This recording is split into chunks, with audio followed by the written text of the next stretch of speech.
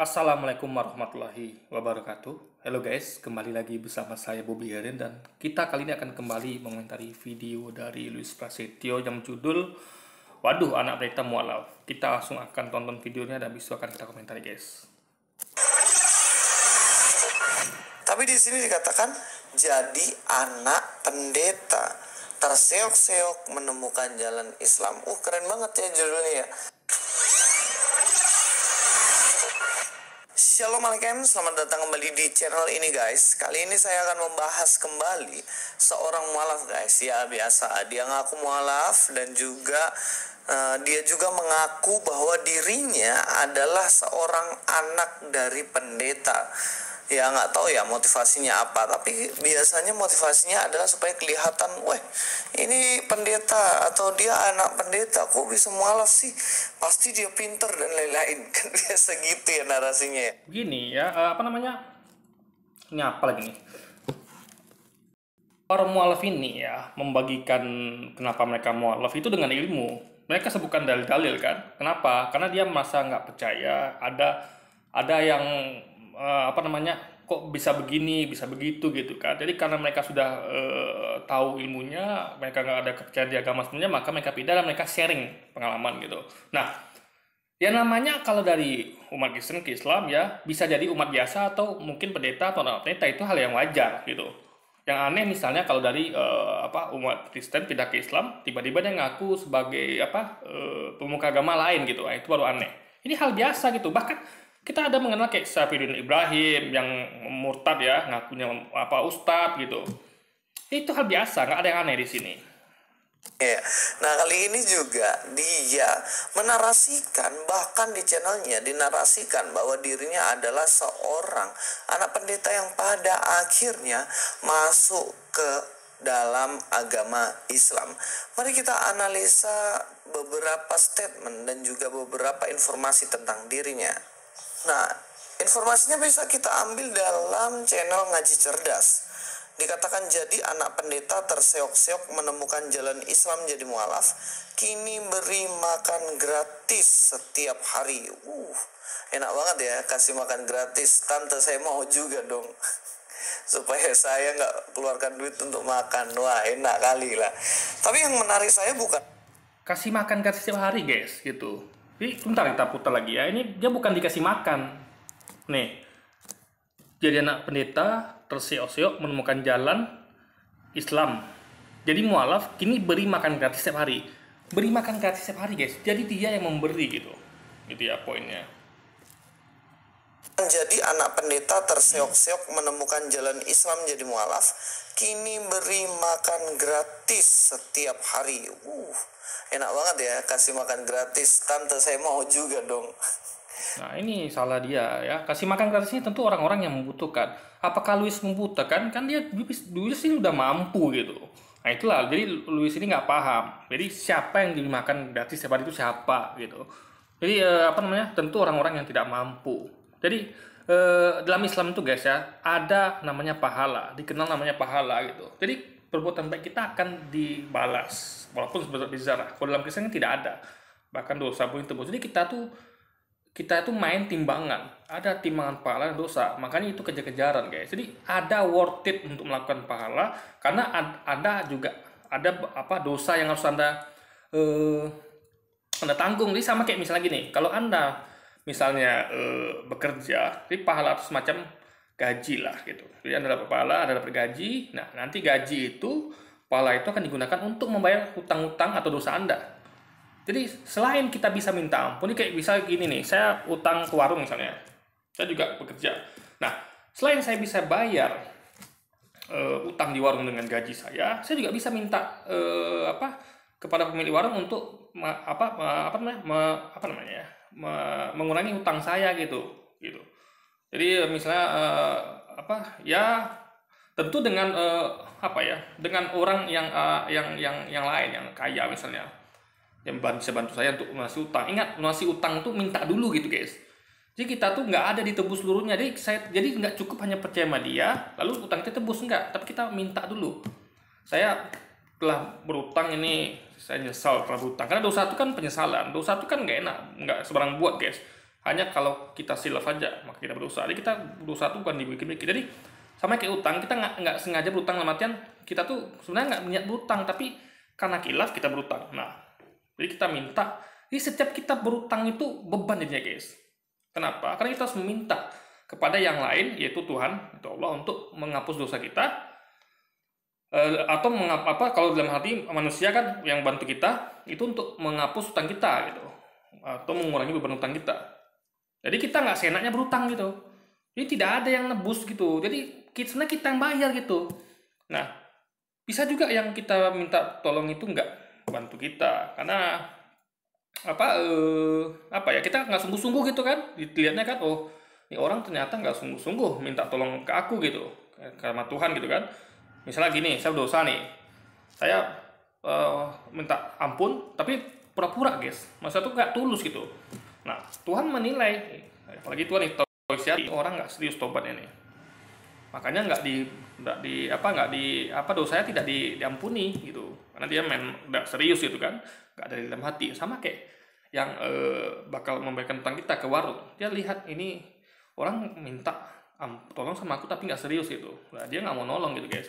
Makanya tobat itu nggak bisa sembarang tobat, kita harus betul-betul berusaha untuk tidak buat lagi nantinya gitu. Ingat ya, walaupun nanti kita kilaf lagi ya urusan lain, berarti kita berusaha dulu gitu.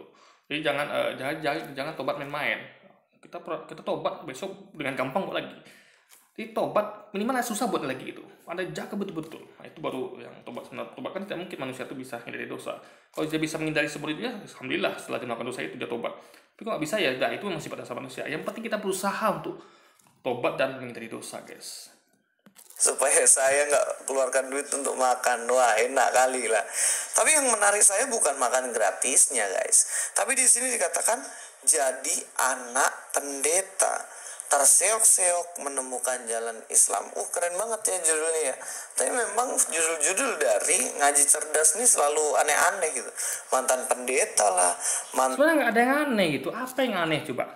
Jadi gini, seakan-akan dari pihak agama Kristen itu nggak mungkin pendeta masuk Islam gitu. Pada kenyataannya kalau Anda mau piknik ya, ada cari berita segala macam, itu banyak loh dari pendetanya masuk Islam gitu. Jadi jadi itu suatu hal yang aneh gitu, paham ya?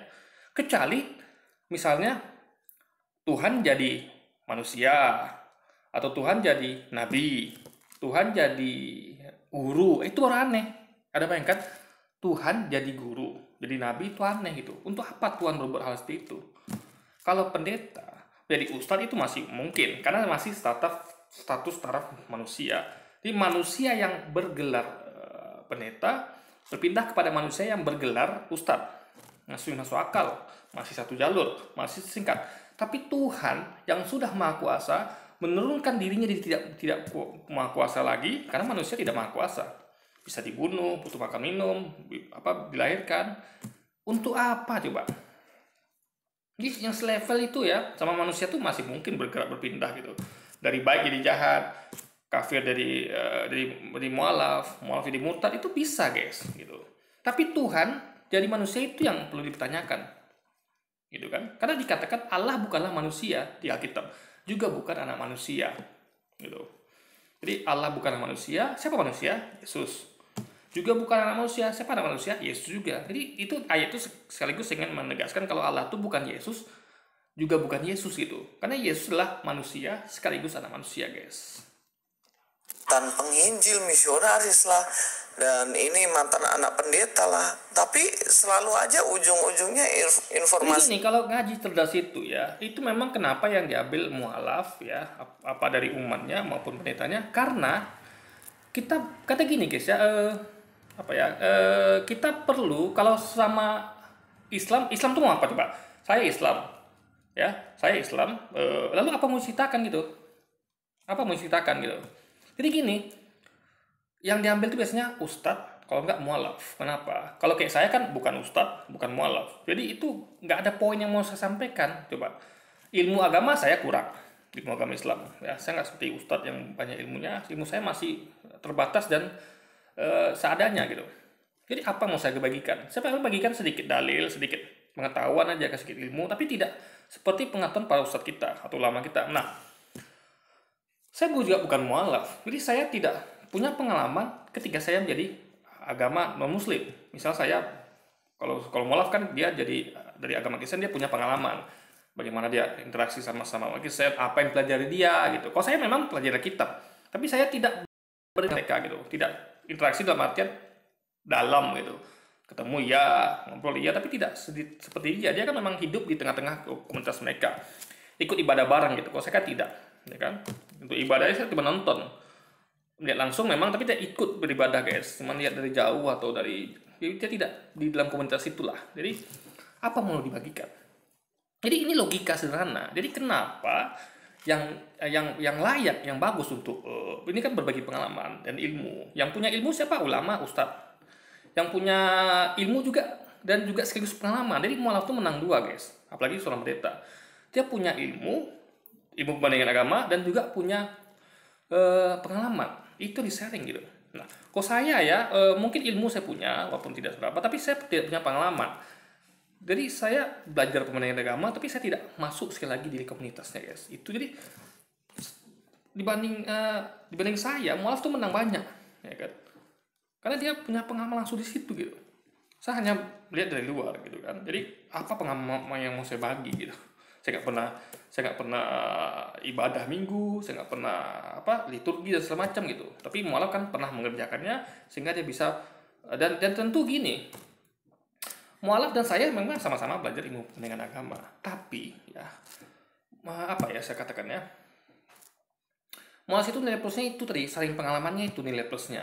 Jadi ada aplikasi langsung praktiknya. Kalau kita kan cuma tekstual, saya hanya bahas apa yang tertulis di teks Alkitab, itu saja saya bandingkan. Kalau mualaf kan tidak, dia bisa tambah dengan, selain itu dia bisa tambah dengan pengalaman dia selama masih menjadi non Muslim tentunya. Itu nggak jelas gitu. Nah, makanya saya kadang berpikir, kapan ngaji cerdas ini jadi cerdas gitu loh. Karena ya memang informasinya nggak ada yang... Justru itu cerdasnya informasi, bukti kecerdasan ngaji cerdas. Dia mengambil pengalaman, ilmu dari para mualaf juga. Tentu di dalamnya ada ulama juga gitu. Nah, jadi itu poinnya, daripada Louis yang bahas mualaf gitu. Mualaf itu guys ya sudah mengkaji. Mereka mualaf itu ya, ingat, mualaf itu bukan hanya mengkaji tentang Kristen. Mereka mengkaji juga tentang Islam. Itu menang banyak. Jadi dibanding Louis, mualaf itu menang banyak gitu. Mualaf itu sama kayak saya misalnya. Saya bukan mualaf, tapi dalam hal segi ilmu, perbedaan agama, mungkin saya dengan mualaf tuh sama lah. Sama-sama punya ilmu, karena kami sama-sama mengkaji agama Kristen, Alkitab, dan juga agama Islam, Quran dan hadis gitu. Sama-sama kami sama-sama ngaji gitu. Sama-sama mengkajinya. Louis dan teman-temannya tidak mengkaji Quran sama sekali. Jadi mualaf tuh menang banyak dibanding Louis gitu. Dan makanya jadi mereka tuh gini guys ya, mereka mempertanyakan kebenaran agama mereka, maka mereka pelajari. Louis kan tidak pernah mempertanyakan kebenaran agama dia, kenapa begini, kenapa begitu, ada hal aneh, kenapa dia tidak mempertanyakannya gitu, dia menerima gitu saja gitu, ya kan? Seperti dogma gereja, memang imani saja, kalau tidak engkau akan jatuh dalam dosa. Jadi intinya adalah perbedaan Louis dengan mualaf ya. Kalau saya sama mualaf cuma kalah pengalaman aja dalam hal mereka dari komunitas Kristen sebelumnya, saya tidak. Tapi beda Louis dengan mualaf ya. Mualaf itu dia mempertanyakan agamanya, benar nggak agama saya ini? Nah, ketika dia menemukan banyak keanehan dan kejanggalan, kontradiksi, nah, jadi ada yang mualaf itu dia langsung mengkaji agama Islam. Ada yang jadi ateis dulu gitu. Jadi asal Louis tahu ya, itu bukan hanya orang langsung mualaf itu. Kebanyakan kasus malah mereka ateis dulu. Mungkin karena mereka belum mengenal Islam. Jadi mereka tuh awalnya udah ragu sama agama mereka. Coba lihat kisah siapa? Kayak Felix Xiao. Ustaz Felix Xiao itu kan awalnya ragu sama agama dia, tapi nggak langsung masuk Islam guys. Dia menjadi awalnya ateis dulu. Dan banyak begitu umat Kristen yang tidak yakin dengan agama dia, kok begini, kok begitu, banyak yang dipertanyakan dia, keanehan dan kejanggalan, kontradiksi, dia jadi ateis dulu. Nah, karena dia karena Islam juga banyak fitnah terhadap Islam ini, dikatakan agama teroris segala macam lah gitu kan. Media barat begitu betul-betul luar biasa propagandanya untuk memfitnah Islam. Tapi orang-orang cerdas justru akan pengen tahu gitu, benar nggak nih agama teroris? Ya, jadi malah mereka tuh pengen tahu. Jadi mereka tuh tidak menjauhi guys.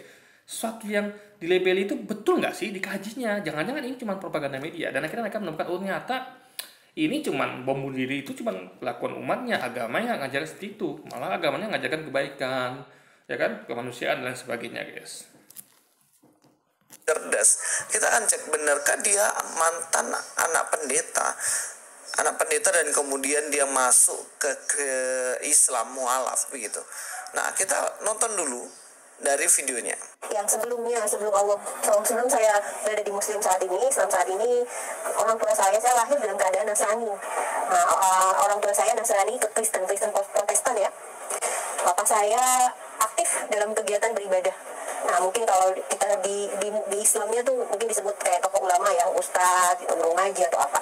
Ya, di situ dia memberikan informasi bahwa papanya itu adalah seorang yang aktif beribadah. Dan dia mengatakan bahwa kalau di Islam itu ya ustadz gitu. Mungkin dari statementnya ini kemudian ngaji cerdas, nggak tahu nganalisanya bagaimana. Tar. Kalau ini memang kalau kita harus jujur, guys ya. Kalau ini memang kalau statementnya kalau dikatakan aktif beribadah memang belum tentu pendeta. Karena bapaknya aktif beribadah gitu. Karena umat biasa juga aktif beribadah. Tapi ketika dia mengatakan mualaf ini kalau di Islam itu namanya ustadz gitu. Sedangkan ustadz ini guru. Nah, ini mungkin makanya kita harus korek di dalam, guys gitu. Apakah yang dimaksud? Jadi gini, kita nggak boleh suzon ya. Kita boleh suzon ya. Kalau Luis dia biasa suzon ya. Kalau kita tidak. Jadi analisanya adalah, kalau saya analisa ya, mungkin dimaksud dia tak beribadah ini adalah ya kayak sekelas pendeta. Meskipun umat juga tak beribadah. Nah, tapi itu yang positif. Tapi bisa juga, tapi gimana ya saya katakan? Kalau dia misalnya negatif ya, misalnya dia nggak ngerti apa itu ustadz gitu. Apa itu ya, jadi yang taat beribadah itu bukan bukan berarti ustadz, semuanya itu bisa taat beribadah, tapi ustadz itu adalah guru, makanya level ustadz itu pendeta, jadi bukan luar biasa. Nah, itu yang perlu kita gali lebih jauh, itu aja poinnya, guys. Jadi kita nggak bisa menuduh karena gini, guys ya, dia tidak bilang gini, papa saya adalah jemaat biasa, ya kan, ayah saya jemaat biasa. Ya kalau di Islam tuh kayak ustadz lah. Nah, itu baru dia jelas ngaconya gitu. Tapi kalau dia bilang ayah saya taat beribadah, di Islam tuh sama kayak ustadz ya. Bisa jadi memang pendeta yang taat beribadah gitu. Gitu. Karena tidak terekspos gitu kan. Apakah yang taat beribadah ini umat atau pendetanya gitu, guys. Jadi kita nggak boleh habis dan mungkin jadi gini ya, itu sebenarnya video panjang, lebih baik Anda tonton sendiri. Kalau saya memang nggak sempat nonton itu full, guys ya, tapi Anda bisa tonton. Jadi jangan kalau Luisnya kan dia biasa ambil sepotong-sepotong gitu, makanya daripada Anda nonton video Luis, Anda tonton video malam tadi baru ada just nanti. Jadi karena video itu panjang, guys, jadi ada momen-momen tentu, atau mungkin kalau dia nggak sampai ke situ Anda bisa langsung hubungi dia. Intinya kita tuh perlu istilahnya, saya lupa. Intinya kita tuh jangan langsung tuduh gitu. Kita perlu konfirmasi dari dia. Mbak, ini benar nggak? Ayah Mbak ini pendeta gitu. Karena gini, dia tidak menyebutkan ayah pendeta di video yang disampaikan ini gitu. Dia cuman katanya di Islam tuh kayak ustadz gitu. Tapi kalau kita membandingkan ya berarti level ustadz tuh pendeta gitu loh, guys. Menyimpulkan bahwa dia adalah anak seorang pendeta. Sekarang gini, ada nenek-nenek juga yang udah tua banget di salah satu pos PI kami.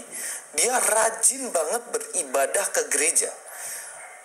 Setiap minggu ada, dan juga ibadah-ibadah rumah tangga itu dia selalu ada karena dia rajin beribadah. Apakah dia adalah seorang pendeta? Apakah dia seorang pendeta? Nah, sekarang saya balik ya.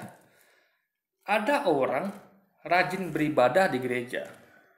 Apakah dia bukan seorang pendeta? Coba. Ini kita balik saja, guys, gitu. Jadi baik Luis bertanya, ada orang rajin beribadah di gereja, apakah dia pendeta? Kita juga mengatakan juga, kita balik ya, bahwa maaf tadi salah ya. Jadi ada orang yang rajin gereja, apakah dia umat? Belum tentu, jadi itu belum jelas gitu. Makanya perlu konfirmasi ke Mbak tadi itu, guys. Nah, mungkin si ngaji jelas sudah dapat infonya gitu. Makanya lebih baik Anda tonton videonya full atau langsung konfirmasi ke Mbaknya. Sayangnya saya nggak punya nomor kontak Mbak itu ya untuk mengkonfirmasi gitu. Nah, tapi kalau misalnya benar ayahnya bukan pendeta, ya kita bisa minta kepada ngaji cerdas untuk ubah judulnya gitu. Tapi sekali lagi jangan suuzon guys, harus konfirmasi dulu gitu. Karena yang wawancara sama Mbak itu kan ngaji cerdas. Yang kenal Mbak itu kan dikejar. Jadi gini guys ya, kalau kita nggak kenal, ya kita kan masih blank nih ya. Ini posisinya blank, kita nggak tahu itu ayahnya seorang pendeta apa umat biasa, kita kan nggak tahu. Kita nggak kenal. Luis juga nggak kenal kan. Luis juga bikin konten berdasarkan omongan Mbak itu. Gitu. Belum meneliti, belum konfirmasi segala macam. Jadi kalau begini namanya timbul fitnah gitu guys. Gitu. Jadi bisa ada klaim dari orang misalnya yang kenal Mbak itu kan ngaji cerdas. Karena yang wawancara dia, yang liput dia yang tahu siapa Mbak ini, dia yang kenal gitu, dia interaksi sama Mbak ini. Nah, kita hanya perlu tanyakan gitu. Nah, jadi kalau saya nggak akan buat konten begini. Oh, Mbak ini ngomong dia rajin beribadah, tapi ini katanya pendeta ya, kita belum dapat kebenarannya gitu, masih abu-abu. Jadi kalau Luis ini dia langsung menjudge kalau itu bukan anak pendeta. Di situ tak salah guys gitu. Kalau yang ngaji cerdas masih layak mengklaim itu, karena dia, jadi gini loh bedanya. Ngaji cerdas itu dia interaksi sama Mbak ini, kenal sama Mbak ini, Luis enggak. Jadi kalau kita mau data yang lebih valid, data dari ngaji cerdas gitu. Kayak saya punya narasumber, saya wawancara dia. Jadi ingat loh, ada pembicaraan off record. Ingat ya, pembicaraan off record. Misal saya bertemu sama Mbak tadi. Saya mau wawancara Mbak tadi untuk di konten channel saya. Saya pengen dia bagi pengalaman dan segala macamnya. Nah, kami tentu ada ngomongan off record gitu. Persiapan dulu kayak, pengenalan dulu kayak. Kan mungkin langsung, Mbak kita bikin langsung bikin konten. Silakan duduk, Mbak langsung aja kan enggak juga guys. Kita kan tentu kenalan dulu. Mbak siapa namanya, tinggal di mana, apa kegiatannya segala macam. Bincang-bincang enak, gaul asik gitu guys. Nah, setelah itu, oke Mbak, sekarang kita bikin konten ya gitu. Nggak mungkin orang datang langsung bikin konten gitu kan. Diwawancara. Nah, jadi pokoknya seperti itu guys. Nah, jadi ada off the record gitu. Yang tahu itu ngaji cerdas. Karena dia yang baik on the record maupun off the record yang interaksi sama Mbak itu. Luis tidak, saya tidak gitu. Tapi Luis, jadi klaim Luis nggak bisa kita pakai sebagai argumentasi gitu. Ini cuma asumsi. Kalau ngaji cerdas dia punya datanya, langsung interaksi gitu loh guys. Jadi logika berpikir seperti itu ya. Jadi kalau Luis ini mau menyalahkan ngaji cerdas, kita lebih menyalahkan Luis. Karena dia nggak tahu apa-apa ya, nggak kenal sama sekali, nggak ada interaksi, dia mengklaim itu bukan anak pendeta. Tapi kalau ngaji cerdas masih wajar, karena dia langsung interaksi gitu loh guys dengan orangnya. Ya enggak gitu. Dia jemaat biasa yang mana dia terus-menerus rajin beribadah. Dan tidak ada kaitannya dengan pendeta. Nah ini perempuan dia bilang bahwa papanya rajin beribadah. Dan dia mengatakan bahwa papa... Jangan lupa ya, ada obrolan off the record gitu. Itu yang Luis tidak paham. Jadi Luis ini kira gini, orang tuh datang, bikin konten, ayo. Duduk dia. Assalamualaikum Mbak. Itu kan gak seperti itu guys. Jadi orang tuh bukan robot. Orang ini manusia loh guys. Apalagi sesama Islam tuh persaudaraan kuat. Jadi bahkan ketika mungkin dia lupa nanya kan, ya kan, mungkin jadi gini, ketika bisa saya bikin konten nih ya, bisa kejadiannya Mbak tuh mengutarakan dia anak pendeta sebelum atau sudah rekod rekaman. Misalnya saya kan bikin judul itu terakhir, bikin judul itu kan kita diupload. Ingat ya, proses pembuatannya video konten itu adalah kita ketemu langsung orangnya, bikin konten, pas upload lah kita bikin judul kan. Jadi bukan kebalik guys, bikin judul dulu baru ketemu, baru ini bikin konten, baru upload. Enggak. Saya bikin judul konten saya ini selalu ketika saya upload gitu. Bahkan saya edit bahkan kalau ada kesalahan gitu kan, konten ada yang kurang pas gitu. Nah, jadi Luis ini jangan terbalik-balik logikanya gitu, urutan-urutannya gitu.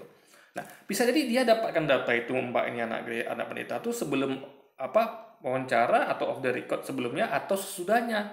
Jadi misalnya dia lupa pertanyaan nih Mbak ini sebenarnya lebih detail lagi, mungkin dia ternyata setelah wawancara dia bilang sejarah pendeta gitu, dikasih data sama ngaji cerdas. Nah baru dia upload, baru ditampilkan judul itu gitu, tapi gak terekam di on the record gitu, karena rekaman udah selesai, konten selesai gitu.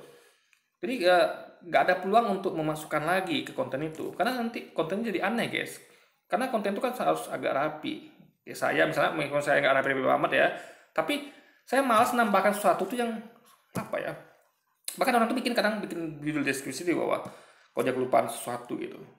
Jadi nggak semuanya dimasukin gitu guys gitu. Jadi untuk satu cara untuk mengetahuinya adalah dengan langsung konfirmasi ke ngaji cerdas atau langsung mbak tadi gitu. Ini bukan kayak Louis yang abu-abu langsung menyimpulkan begitu kan. Itu ya seperti ustadz, makanya dikatakan di situ bahwa dia adalah mantan anak pendeta.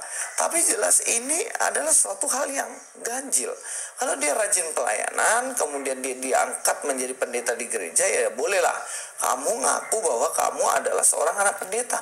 Nah ini bukan kemudian ngaku dia adalah anak seorang pendeta. Pelayanan itu juga termasuk ibadah loh guys. Masa pelayanan bukan ibadah gitu? Ibadah itu termasuk Anda dilayani maupun pelayanan gitu. Itu pelayanan itu ibadah juga. Semua manusia itu beribadah, termasuk para nabi gitu. Mau Anda melayani, dilayani itu Anda termasuk ibadah gitu loh. Masa yang ibadah itu hanya yang dilayani? Enggak, semuanya beribadah di situ. Di gereja itu maupun umatnya pun pendeta itu semuanya lagi beribadah gitu. Jadi pendeta kemana? Mau ibadah minggu gitu. Jadi logika berpikir Louis nih aneh menurut kita guys. Jadi yang ganjil dia sendiri gitu. Pemikirannya ini ganjil guys. Jadi main tebak-tebakan gitu. Kalau kita oke sih main tebak-tebakan boleh lah, tapi kita nggak boleh memastikan tuh nggak boleh. Sekarang di sini bukan pada poin memastikan benar nggak Mbak itu anak pendeta apa enggak, karena kita nggak punya datanya. Louis juga nggak punya, tapi dia berani mengatakan ini bukan anak pendeta gitu guys. Itu di situ absurdnya kan. Ini bagaimana? Ini jelas informasi yang nggak bisa dibuktikan ya. Mari kita lanjut Ya, lagi. Masih ada beberapa Anda bisa buktikan nggak dia bukan anak pendeta? Itu poinnya guys. Saya nggak bisa buktikan. Nah, makanya saya jujur. Louis ini nggak jujur dia. Gitu.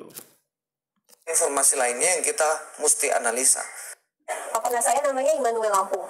Kalau dalam Alkitab Immanuel Lampung artinya Tuhan beserta kita. Nah, itu nama papa saya. Nah, Dia mengatakan bahwa papanya adalah Immanuel Lampu, dan kemudian dia mengatakan arti dari Immanuel Lampu adalah Allah atau Tuhan beserta kita. Kemudian dia cengengesan, entah dia ragu dengan artinya atau apa.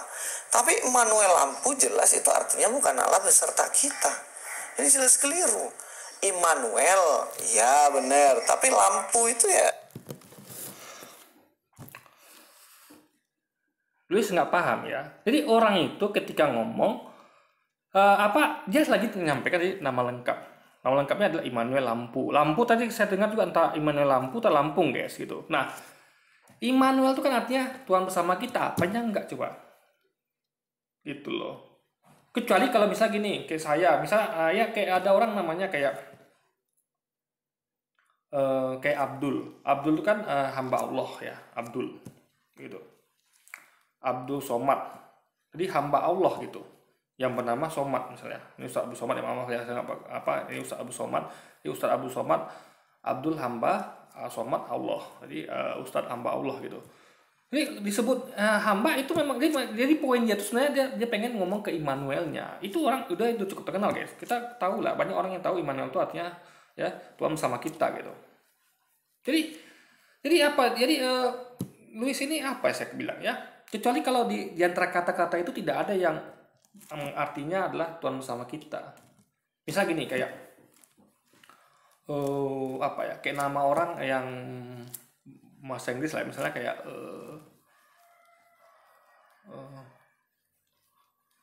nama orang apa ya bahasa Inggris yang enak ya, yang ada artinya kayak pokoknya bahasa Inggris orang guys ada nama lengkap gitu. Nama awalnya artinya itu, tapi berarti nama kedua tuh nggak ada arti gitu, paham ya? Jadi kalau disebut nanti nama ayah saya Immanuel banyak loh, Immanuel apa? Maka jelaskan dia Immanuel Lampung gitu. Ya, jadi orang tahu, nanti orang bilang lagi nanti Immanuel yang mana? Immanuel itu banyak loh. Makanya dikasih nama belakang lampu. Ya, lampu terlampung. Nah, jadi maksud dia itu adalah Immanuel itu artinya Tuhan sama kita. Nah, perkara dia cengesan, Louis ini kan nggak tahu isi hati orang gitu. Kita nggak tahu kenapa dia cengesan gitu, ya kan? Nah, ini Louis ini selalu di video-video itu tidak seakan-akan dia Tuhan gitu. Orang cengesan nih, dia nih nggak tahu nggak yakin gitu. Keyakinan tuh guys, hanya Allah yang tahu, Tuhan yang tahu. Kita manusia nggak tahu gitu. Yakin apa tidak orang itu gitu. Ya paham ya. Jadi logikanya Louis ini sini sudah bertindak seperti Tuhan yang tahu isi hati orang gitu kan. Lampu ini belakang ini lampu merah, ini lampu biru. Itu lampu. Oke, kita buka dalam Matius 1 ayat 23. Sesungguhnya anak darah itu akan mengandung dan melahirkan seorang anak laki-laki, dan mereka akan menamakan dia Immanuel, yang berarti Allah menyertai. Nah, benar kan dia? Dia mengatakan apa nama ayahnya Immanuel lampu. Immanuel di situ Allah menyertai kita atau Allah bersama kita. Benar, yang ada salahnya gitu. Kecuali dia mengatakan ayah saya adalah misalnya Yohanes lampu, itu baru nggak nyambung gitu loh guys, logika berpikirnya. Kita ini benar, Immanuelnya Allah menyertai kita, tapi nggak ada lampunya gitu loh ya. Nah ini lebih ya nama bapaknya memang itu gitu, Louis nih. Jadi Louis nih guys ya, apa ya saya katakan ya, nama orang itu kan nggak semuanya itu artinya seperti itu. Jadi ada nama orang yang ada artinya dan tidak gitu. Misalnya kayak nama anak saya ya, nama anak saya Yumi Askia ya, Yumi Askia. Nah, Askia itu dalam bahasa Arab artinya, saya lihat ya, ketika saya kasih nama itu anak perempuan, anak yang soleh lah, Askia. Kalau apa namanya, kalau anak laki-lakinya Rafif gitu. Jadi anak yang soleh ya, kalau laki-laki Rafif, kalau perempuan Askia. Nah, Yuminya itu bukan dalam bahasa Arab guys. Nah, jadi saya nggak tahu bahkan arti Yumi apa gitu. Saya kasih aja, saya suka nama Jawa Jepang gitu kan. Saya kasih Yumi Askia gitu. Nah, kedua saya namanya Yuji Rafif gitu kan. Nah, jadi nggak semua nama itu ada artinya gitu. Kayak Louis saya rasa ini nggak ada artinya mungkin. Saya nggak tahu ya. Mungkin ada yang tahu artinya Louis Prasetyo itu ada artinya apa tidak gitu. Atau kayak Bobby ya. Bobby ini kalau saya nggak salah bahasa Inggris nggak ada. Bobby itu nggak ada guys bahasa Inggris itu. Ya kan? Nama saya sama sekali nggak ada artinya gitu. Tapi kadang ada orang yang dompleng tadi kan, dompleng dengan nama yang ada artinya. Atau kayak nama anak saya tuh ada artinya, sebagian lagi yang tidak gitu. Di poin itu biasa guys. Jadi tadi mualaf tadi itu hanya pengen menyampaikan nama lengkap bapaknya, yang mana di namanya itu mengandung arti sebagiannya itu adalah Allah bersama menyertai kita gitu guys. Yang lagi, kenapa kalau papanya benar-benar seorang pendeta, kemudian dia menikahi seorang perempuan, tapi tidak mengatakan bahwa dirinya seorang pendeta, justru dia menyamar namanya Bustami, begitu kan? Ayah saya, papa saya menikahi mama saya itu tidak menyampaikan tentang jati diri dia. Jadi mama saya di awalnya Muslim, nah menikah di daerah Sumatera Utara, Melayu khususnya Melayu Diri dari sana. Papa saya pada saat itu namanya bukan Immanuel bukan, tapi dia mengaku namanya Bustami. Jadi karena tahu papa Muslim, maka menikahlah mama saya sama papa saya. Anak pertama, anak kedua, mama saya dibawa ke Jakarta. Inilah yang membuat saya merasa kenapa kok saya harus memilih Islam, kenapa mungkin hidayahnya dalam proses hal ini gitu. Jadi pada saat mama saya tahu tentang papa saya itu Nasrani gitu, sampai di Jakarta dia melihat, sampai masuk rumah, tiba-tiba yang datang itu yang nyamperin ibu saya itu adalah anjing-anjing gitu, kaget gitu kan. Ini cerita dari ibu saya sendiri, kaget kok ada anjing-anjing gitu. Nah kagetnya belum sampai di situ, tiba-tiba masuk depan pintu, disambut, buka pintu, ternyata tahu sendiri kan ada lukisan ya di situ, Yesus yang sedang lagi makan, ada buah-buahan. Nah ibu saya tahu kalau simbol itu ternyata bukan Muslim gitu. Loh, bahaya nih. Karena apa? Kalau sampai seorang pendeta ternyata menikah, bahkan belum ada yang namanya pernikahan gereja, ya dia dipecat jadi seorang pendeta. Dia tidak diizinkan lagi melayani. Iya, kan gini ya. Makanya Luis harus tarik garisnya ya, biar paham logikanya ya. Dari awalnya kan pengakuan dari saudari kita ini, ayahnya kan itu kan bisa dikatakan berbohong lah guys ya. Saya nggak mau sebut menipu karena itu kasar ya. Berbohong lah mungkin gitu. Ya apa sih bedanya? Ya saya nggak mau kasar aja gitu. Berbohong. Awalnya sudah berbohong gitu. Kalau saya nilai ya, saya nggak tahu kebenarannya. Tapi berdasarkan saya ini, kita pakai logika aja ya. Kita menganalisa dari apa perkataan Mbak ini. Jadi kalau misalnya jadi ayahnya saja itu sudah berbohong, ngaku-ngaku dia Muslim, padahal dia sebenarnya adalah seorang Nasrani. Bahkan dia sempat pakai nama Bustami untuk menyamarkannya. Jadi nggak heran kalau bisa terjadi, guys.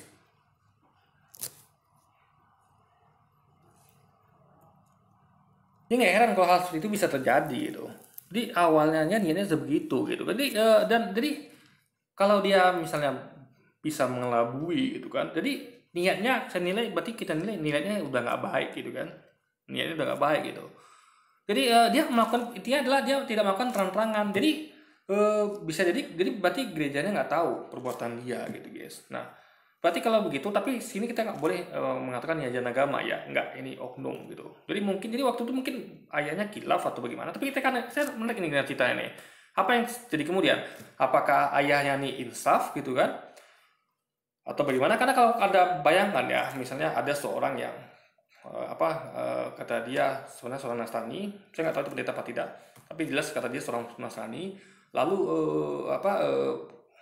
kenal sama ibunya, ngakunya Bustomi, padahal nama aslinya Immanuel Lampu.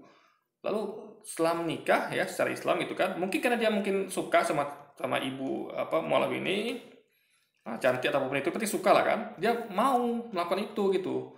Jadi apa ya, kita nggak tahu apa dia atau enggak, karena kita belum nonton video sampai selesai. Tapi dia adalah melakukan itu, dia merubah nama dia Bustomi, lalu dia menikahi, dan ketahuannya setelah berangkat ke Jakarta, di rumahnya ada lukisan Yesus dan sebagainya guys. Ini menarik untuk dilihat, kita pengen tonton lagi sampai habis ya. Dipikir gampang, jadi pendeta itu banyak aturannya. Jadi ketika dia menikah bahkan menyamar dan lain-lain, menipu, membohongi, itu sudah pelanggaran moral dan dia nggak layak jadi seorang pendeta. Tapi ini dari kisahnya. Jadi gini ya guys ya, ini bukan urusan layak nggak layak gitu. Ini sih nggak paham ya. Jadi titel itu, ketika misalnya ada ustadz, titelnya ustadz, tapi dia melakukan misal pelecehan, melakukan kejahatan, titel tak ustadz gitu. Paham ya? Tapi kita sebut sebagai ustadz brengsek misalnya, ustadz kurang ajar. Jadi misal gini nih, misalnya ada anak ya, ayahnya ustadz tapi brengsek gitu. Lalu dia pergi di rumah, dia ngomong ayahnya ustadz nggak? Ustadz, ayah saya ustadz tapi brengsek gitu. Dia tidak mau bilang ayahnya bukan ustadz, karena ayahnya tuh sudah ustadz, memang mengaji, memang karena khilaf atau apa gitu kan. Mungkin bab ayahnya ini mungkin dia khilaf atau gimana, karena suka ya, dia mau masuk Islam, pura-pura, saya nggak tahu pura-pura apa arti. Yang penting adalah tidak menghilangkan titelnya gitu. Apalagi pendeta yang memang betul-betul ditasbihkan oleh gereja gitu. Bahkan ada juga orang pendeta ngaku-ngaku, itu nggak masalah, mau pendeta itu ngaku atau resmi ya, kan tinggal ditanya, Anda pendeta resmi atau ngaku-ngaku. Ada pendeta resmi, ada tidak gitu. Nah, kalau ustadz, kita khusus lebih global lagi, nggak ada ustadz itu yang terdaftar kecuali kalau memang kayak di pemerintahan ya. Tapi ustadz itu guys ya, artinya guru. Siapapun kalau dia mengajar, ya dia ustadz. Jadi Islam itu tidak seperti Kristen yang mentahbiskan gitu. Makanya kita sebenarnya kalau mau jujur ya, siapa sih bisa mengklaim dia pendeta atau ustadz? Tinggal ditanya, Anda resmi apa tidak gitu. Ya, kalau ilmu guys ya, ini ya, ilmu tuh bisa didapat otodidak. Sama sampaikan benar nggak masalah. Kayak Yesus contoh, para nabi, ada nggak mereka tuh ditasbihkan gereja atau apapun itu, kan nggak ada. Atau misalnya kayak lama kita dahulu, ada nggak kayak pendeta dulu, ada nggak ditasbihkan gereja? Belum tentu gitu, karena dulu belum berdiri kayak apa gitu kan. Jadi intinya adalah punya ilmu nggak dia. Jadi tinggal tentukan aja resmi apa tidak gitu. Itu poinnya guys.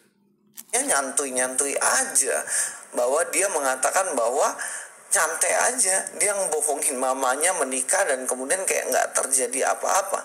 Ini jelas klaim dirinya anak pendeta, ini jelas tipu-tipu. Jadi gini ya, yang nipu kan bapaknya. Jadi gini loh, Luis ini nggak ngerti ya. Nipu tuh kayak tadi, saya bukan nipu sih, saya nggak enak nyebutnya guys. Ini bohong lah ya. Mungkin karena dia suka gitu. Kadang orang suka tuh kadang suka kilaf gitu, ya. Kalau suka tuh, saya dulu pernah kenal orang ya dulu. Saya pernah kenal orang ya, saya nggak perlu sebut namanya, teman saya dulu ya. Dia suka sama cewek, misalnya dari agama lain gitu. Dia bisa-bisanya ngaku sebagai agama itu. Dia bisa kenalan gitu kan. Kamu agamanya apa? Dia bisa berbohong gitu guys. Ya kita sama gitu. Nah, dia cukup samakan dengan kita sama. Jadi orang yang yang nanya itu mengira oh sama berarti satu agamanya, padahal dia agama Islam gitu. Nah, saya tidak. Jadi ini oknum ya, bukan ajaran agamanya ya. Waktu kecil-kecil dulu, waktu SMP lah mungkin. Saya ada teman saya yang saya kenal seperti itu. Jadi itu maksudnya wajar tapi salah ya. Tapi ada itu kejadian guys, bukannya nggak ada gitu loh. Nah, suatu ketika pada malam hari, papa saya ada di rumah, kan papa saya pelaut ya. Ketika berada di rumah, Ya, setelah panjang lebar kita analisa bahwa dia anak pendeta, ternyata ngaku sendiri bahwa dia adalah seorang anak apa? Apanya kerja apa? Pelaut. Ya elah, pelaut toh ternyata. Jadi gini ya, apa namanya? Saya nggak ngerti ini apakah jadi pelaut itu gini guys ya. Makanya saya tanya ini pendetanya resmi apa tidak gitu, ngerti nggak? Ya, kayak saya ya. Saya kadang-kadang ada orang yang manggil saya ustadz gitu. Mungkin mereka menilai saya cukup berilmu, meskipun saya nggak merasa begitu gitu. Ada orang-orang yang manggil saya ustadz gitu. Jadi itu hanya label yang mana bisa resmi atau nggak resmi gitu guys. Nah, mungkin ketika dia melaut itu dia bisa jadi dia ya semacam, karena kalau di laut itu ya mungkin ya, kalau nama pelaut itu di tengah laut itu kan susah jadi pendeta guys gitu ya. Ya kan perlu ada kebaktian di minggu gitu. Misal saya ada nih pelaut ini kapal pesiar atau apakah, jadi dia mungkin daulat teman-temannya untuk khotbah atau apapun itu. Yang penting ibadah minggu tetap jalan gitu. Karena namanya ya Anda paham lah ya. Kayak makanya saya kalau di Islam itu jelas ya. Kita tuh nggak mesti harus ibadah hari Minggu. Kita bisa ibadah kapan aja. Kita bisa ngasih tausiah kapan saja gitu. Kita bisa dakwah dalam kapan saja. Itulah nikmat Islam. Kita nggak mesti nunggu hari Minggu gitu. Bisa kapan aja gitu. Nah, jadi pendeta ini kan asal kata kan bukan dari agama Kristen, tapi dari agama Hindu. Ya, kita beberapa waktu lalu pernah buat videonya ya. Siapa itu namanya saya lupa. Bahas dari video itu kita berangkat ya. Arti pendeta itu adalah guru gitu. Jadi intinya adalah kan bisa juga orang double job ya. Sebagai pelaut juga pendeta bisa juga. Jadi dia nyebut poinnya, jadi kita harus korek lebih dalam lagi gitu. Jangan dia nggak nyebut lalu kita katakan nggak ada gitu. Nah, karena yang interaksi sama dia kan najis cerdas gitu. Tapi seandainya pun gini guys ya, setelah Anda dapat keyakinan baru sampaikan. Kalau ini kan enggak, ini hanya masih abu-abu ya. Yang interaksi sama dia itu adalah ngaji cerdas, tapi kita langsung Louis langsung mengjudge gitu ya. Jadi apa dia lupa ada orang yang double job ya. Ada misalnya kayak presiden sekaligus dia adalah pengusaha mebel ya. Ada lagi misalnya kayak pengusaha kuliner tapi juga dia wali kota. Ada orang double job guys, itu hal biasa. Ada yang guru tapi dia juga pengumpul barang bekas, macam-macam guys. Jadi orang itu biasa gitu. Bahkan ada ustadz ulama yang dia kerja double. Selain ustadz dia juga dia kerja lain lah gitu guys. Atau misal PNS kerja double nyari uang tambahan, atau mungkin dia tuh kayak guru kan dia merasa dari pengajarannya nggak cukup, kadang guru honorer gaji 3.000 ya dia kerjaan double job gitu. Jadi itu hal yang ada kemungkinan yang harus kita pertimbangkan juga. Jadi kalau saya nggak berani ya mengatakan dia bukan pendeta tanpa konfirmasi, nggak berani. Kalau dia berani, memang itulah kebiasaan kita yang terlihat mana orang yang biasa yang suzon dengan orang yang biasa tidak suzon tuh nampak bedanya guys. Siapa bilang pelaut mata keranjang, wes nggak ada yang bilang lo ya. Tapi maksudnya gini, di awal dia menyampaikan bahwa dia adalah seorang anak pendeta, bahkan di channel itu mengatakan dia adalah anak pendeta. Tapi kalau kita tunggu, tadi dia tidak ada nyebut dia anak pendeta kan? Dia cuma sebut dia adalah ini gini guys ya. Dia tadi kita dengar awalnya itu dia nyebut bukan anak pendeta, tapi dia nyebut dia adalah anak orang yang bapaknya tuh tak beribadah di gereja gitu. Itu poinnya. Jadi bisa jadi sengaja dapat info dari yang lain, dari off recordnya gitu, sebelum atau sudah dari wawancara. Kita kan nggak tahu. Intinya adalah kalau Anda nggak tahu ya nggak usah simpulkan. Itu bahaya, itu timbul fitnah nanti. Ya. Saya biasa menyimpulkan orang lagi pengakuan, tapi saya simpulkan berdasarkan pengakuan dia saja gitu. Maksudnya tuh yang kayak misalnya dia sampaikan dalil ini atau dia bagaimana, itu cuma situasi dia saat itu. Saya tidak menjudge keluar sana gitu. Bagaimana dia di luar itu saya tidak menjudge. Saya hanya melihat oh dia begitu, kenapa dia begini misalnya. Kalau misalnya dia katakan dia pindah agama, dia murtad tuh karena dia sering ikut ke gereja, ikut orang gitu. Nah, itu saja yang saya judge guys, saya tidak judge yang lain-lain gitu kan. Nonton teliti, ternyata apa yang disampaikan tuh jelas tipu-tipu. Masa anak pendeta nggak ngerti artinya Immanuel, lampu, dan masa juga Dia sudah ngerti arti Immanuel kan, lampu itu sekali lagi itu adalah nama belakang ya, tapi tetap ada Immanuelnya.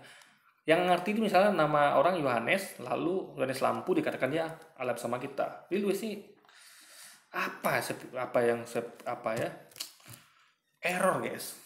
dia mengakui ternyata di tengah-tengahnya dia bilang bahwa papa saya seorang pelaut.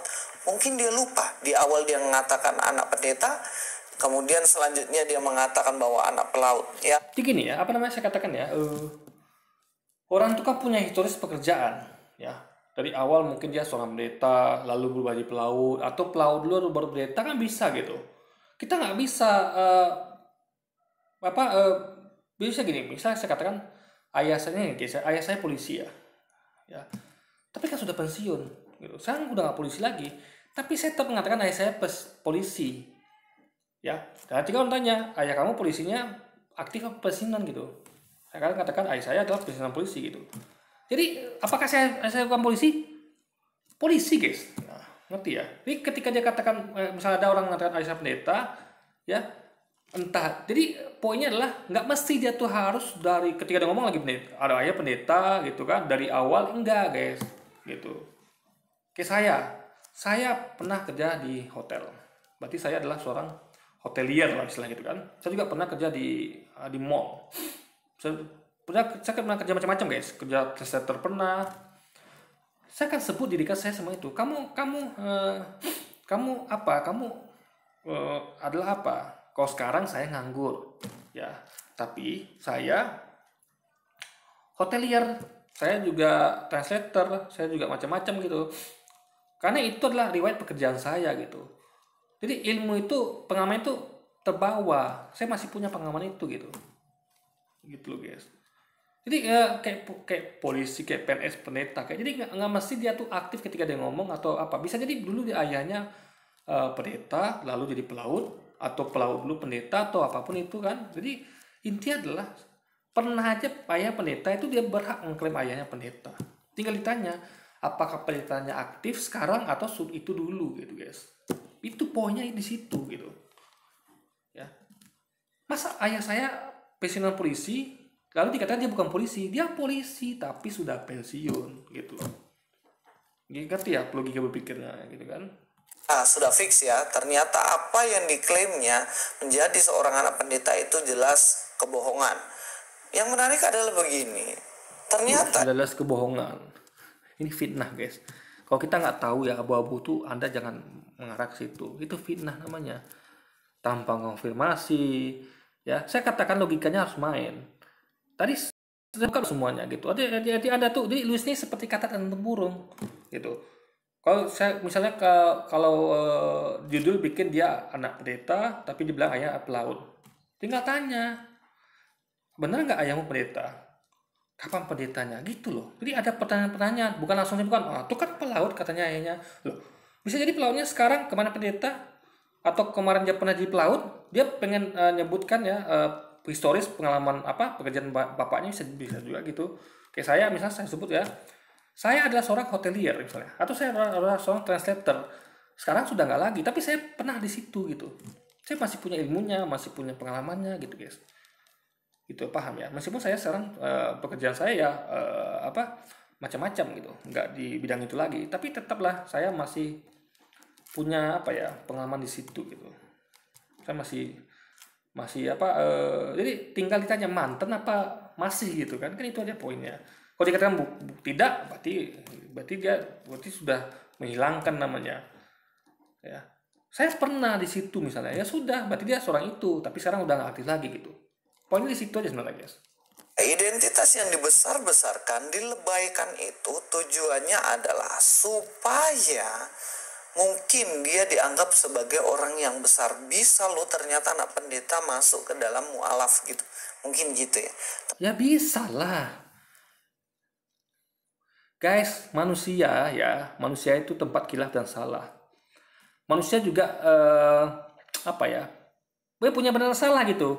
Makanya ada orang yang dari mualaf jadi murtad, dari murtad mualaf, pendeta jadi ulama, ulama pendeta tuh ada gitu. Tapi selagi ya aneh itu adalah Tuhan di manusia, itu baru yang aneh. Jadi kok bagi Lewis ini aneh, kenapa dia tidak mempertanyakan kenapa kok ada Tuhan di manusia? Apa urgensinya? Tuhan yang maha kuasa tiba-tiba jadi tidak maha kuasa lagi. Kalau manusia tetap tidak maha kuasa, maupun dia ulama, mau jadi pendeta tetap dia tidak maha kuasa, masih wajar gitu guys. Hanya berpindah baju aja. Tapi Tuhan berubah di manusia itu apa urgensinya gitu. Dia kan katanya menebus dosa. Makanya ini juga pertanyaan mualaf itu. Ngapain Tuhan berubah di manusia sedangkan dia tuh maha kuasa. Dia tinggal bilang dosa kamu diampuni, kelar, udah. Gak perlu ada pengorbanan segala macam kan. Bahkan ketika Tuhan menyuruh Nabi Ibrahim untuk mengorbankan anaknya ya, perkara itu ada meyakini Ismail, ada yang Ishak, itu tetap Tuhan ganti itu dengan seekor kambing atau domba, tetap Tuhan ganti gitu. Itu poinnya di situ guys ya. Jadi manusia aja nggak boleh dikorbankan. Ada nggak Tuhan membolehkan pengorbanan manusia? Nggak boleh guys, itu cuma ujian, maka diganti jadi domba. Nah ini malah ada Tuhan tuh malah mengorbankan anaknya pula manusia gitu. Itu kan jadi itu nggak masuk akal di situ gitu. Sedangkan Ismail bisa diganti jadi domba, nggak betul-betulan dikorbankan gitu kan. Di situ harus logika Anda harus jalan. Ada yang menarik lagi, yang mana ketika dia berusaha untuk kembali bersama mamanya, kembali untuk menjadi Islam dari Kristen, dia berdoa supaya papanya mati. Ngeri banget. Ketika berada di rumah, mama saya tuh berusaha untuk membawa anaknya ke Muslim. Itu kita dibawa malam hari itu papa saya sempat mengancam mama saya untuk membunuh lah mas bahasanya ya gitu. Tapi tidak sih, masih bahasa kasarnya seperti itu. Dia mengatakan bahwa papanya mengancam membunuh mereka. Tapi di akhir kalimatnya dia bilang, enggak sih, sebenarnya itu bahasa kasarnya aja ya. Nah, ini sebenarnya dilebaikan juga, dilebih-lebihkan. Mungkin mengancam apa begitu kan, tapi ternyata dibilang mengancam membunuh. Padahal itu bukan. Ini dia tuh apa ya, dia tuh sama kayak nggak enak gitu guys. Gimana pun jahatnya itu papanya, paham ya. Tapi ini kayaknya bentar, ini kisah atau ini kisah ketika dia belum lahir atau kisah ketika dia tuh sudah gede kayak gini guys, kita nggak tahu gitu. Ini yang kurang jelas ya. Karena mamanya cerita kan, tapi bentar kalau mamanya cerita berarti dia nggak tahu gitu. Tadi saya tahu guys, ini kalau anda punya informasinya ya, anda bisa sering komentar di bawah. Ini sebenarnya ini kejadian ketika dia belum lahir atau sudah lahir. Tapi apapun itu ya, tapi kayaknya kuat ini dugaan ya, mungkin ya sepertinya ini ayah kandung ya guys. Tapi saya nggak tahu juga gitu. Tapi intinya adalah gini, gimana pun itu itu adalah ayahnya gitu, sejak apapun gitu kan. Nah makanya dia tuh masih merasa kurang enak gitu untuk mengapa intinya adalah itu bukan hal yang aneh gitu guys. Untuk kayak saya tadi saya mengatakan nggak berbohong, nggak menipu tapi berbohong. Saya haluskan bahasa saya, kenapa ya, karena saya belum tahu dan kisahnya aja. Saya nggak mau suzon, saya mau berpikir baik aja gitu. Ini mungkin kilaf atau gimana gitu kan. Itu dilebih-lebihkan aja. Tapi ingat bahwa dalam ajaran Kristen itu tidak boleh sama sekali jika orang itu mungkin berencana pindah ke agama lain lalu diancam dan dibunuh. Itu bukan ajaran. Ya kita paham itu, tapi Louis nggak paham. Jadi ketika kita memang ngerti ya, kalau ajaran agama nggak seperti itu oknumnya, tapi dia nggak ngerti. Orang-orang ini ya selalu menyamakan oknum dengan agamanya. Kita paham banget, tapi dia nggak paham. Jadi begini guys ya, dia coba ngajarin kita kalau ada umat dia yang salah, itu bukan ajaran agamanya, itu betul. Tapi dia nggak mau tahu ketika umat kita salah, dia katakan itu ajarannya gitu. Ajaran teroris, kan dia bilang ajarannya kan, padahal itu akun umatnya gitu. Orang-orang dia begitu. Jadi itulah curangnya mereka guys ya. Mereka nggak mau kelakuan oknumnya dibilang ajaran agamanya, dan kita setuju itu. Tapi sisi lain dia malah nuduh kita itu ajaran Islam itu, bom diri dan segala macamnya. ISIS itu melaksanakan ajaran Islam gitu. Nah itu liciknya mereka guys, jahatnya mereka. Nah, tidak mau jujur. Kita pisahkan, kita cerdas, kita pisahkan. Oh, itu kalau ada pendeta begitu, itu berarti bukan ajaran agamanya. Kita di situ kita ngerti banget, tapi mereka tidak paham. Karena mereka curang, guys, gitu. Kan nggak mau itu mereka di pos itu, tapi mereka melakukan kita seperti itu, gitu. Mereka selalu menghubungkan antara perbuatan oknum dalam agama Islam dengan ajaran agamanya. Kalau kita tidak pernah menghubungkan itu, karena kita ngerti ini oknumnya, gitu. Di dalam Kristen, mungkin ada agama lain yang memiliki ajaran seperti itu, mungkin untuk memerangi orang yang nggak seiman dan lain-lain. Nah, ini dia nyebut tentang Islam ini, guys. Nah, itulah maka saya katakan liciknya orang-orang ini, guys. Jahatnya, guys. Kalau ada oknumnya begitu, dia nggak mau dia pakai penjajah Belanda, ingat ya. Jelas-jelas penjajah Portugis Inggris itu ya, Portugis Inggris Belanda dulu tuh jelas slogannya itu Gold Gospel Glory, jelas-jelas.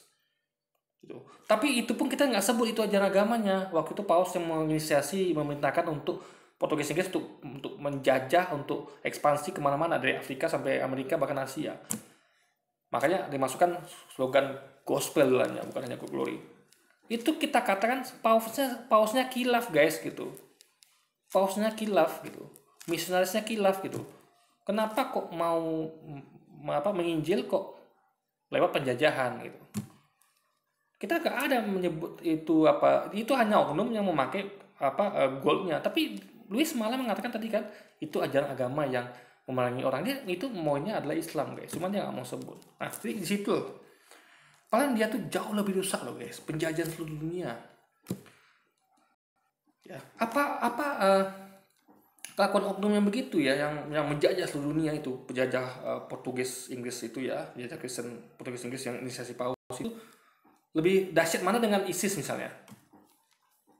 ISIS hanya lokal, hanya daerah sekitar Timur Tengah aja, Suriah dan sebagainya, Irak.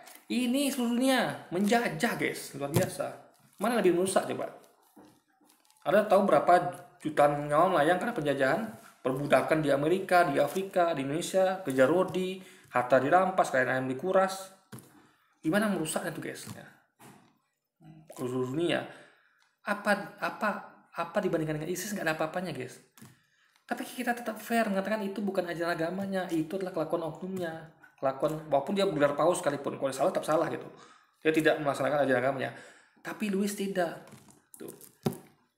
Langsung sebutkan kaitkan dengan ajaran agamanya gitu kan. Ini rusaknya mereka itu, guys. Curangnya mereka itu. Gitu loh. Tapi saya nggak tahu. Saya nggak tahu, mungkin, saya katakan mungkin. Tuh, mungkin. Saya nggak tahu mungkin. Kalau nggak tahu tuh belajar, ngaji. Jangan fitnah, tuduh gitu. Saya tidak pernah mengatakan, oh mungkin Kristen mengajarkan ini. Mungkin Kristen mengajarkan, jadi pendetanya ajaran Kristen. Saya tidak berani mengatakan itu, guys. Bahkan saya katakan tidak, itu bukan ajaran Kristen. Ajaran Kristen nggak mungkin, atau agama pun itu nggak mungkin mengajarkan seperti itu. Tapi dia tengok, dengan mana mengatakan mungkin itu ajaran agama itu, pasti Islam lah maksudnya gitu. Kalau nggak tahu tuh ngaji gitu. Saya tahu banget gitu, agama satupun tidak ada yang mengajarkan orang untuk blok itu, kecuali kalau agama penyembah setan mungkin, agama-agama penyembah setan ya itu mungkin. Tapi kalau agama-agama yang masih 5 ini nggak ada ceritanya. Jadi kan di mana kita tahu, dari baca kitab sucinya, guys. Tuh.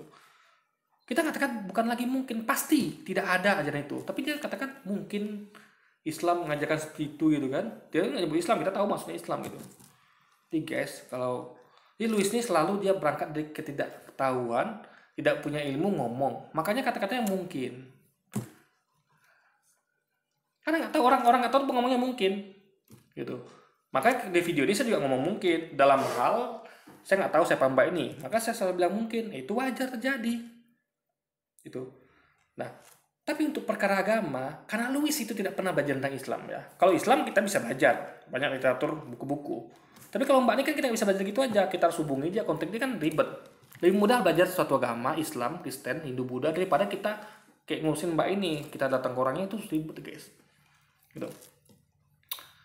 Intinya adalah suatu hal yang bisa kita pelajari dengan mudah agama ini gitu. Kenapa Anda tidak mau belajar Islam, Luis? Ya. Bisa-bisa dikatakan mungkin agama itu mengajarkan seperti itu, ya maksudnya Islam. Kita katakan tidak mungkin semua agama ada yang mengajarkan seperti itu. Itu hanya kelakuan umumnya. Jadi Louis ini ya, guys ya. Makanya dia suka memfitnah kerjanya. Dia tidak tahu agama itu, makanya dia bilang mungkin. Yang pastinya nggak ada agama pun itu, bukan hanya Islam. Ya.